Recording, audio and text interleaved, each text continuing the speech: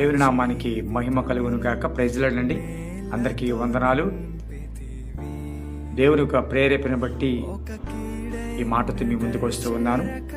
మీరెవరో నాకు తెలియదు, కానీ అలాగే నేనెవరో మీకు తెలియదు, కానీ మిమ్మల్ని నన్ను ఎరిగిన దేవుని మాటని పట్టుకుని మీ ముందుకు వస్తూ ఉన్నాను. ప్రియ దేవుని బిడ్డలారా, ఏ మాట చేత లేకపోతే ఏ పరిస్థితుల చేత నువ్వు బాధించబడుతున్నావో, ఏ పరిస్థితులను బట్టి కృంగిపోతున్నావో, ఆ పరిస్థితులు బట్టి చేసిన ప్రార్థన ఏమైపోయింది, మరి ఉపవాసాలు ఏమైపోయాయి, నా నమ్మకత్వంకి దేవుడిదేనా ఇచ్చిన ప్రతిఫలం, నా యథార్థతకు నా కన్నీటికు దేవుడిచ్చిన ప్రతిఫలం ఇదేనా అని ఆలోచిస్తున్నావేమో.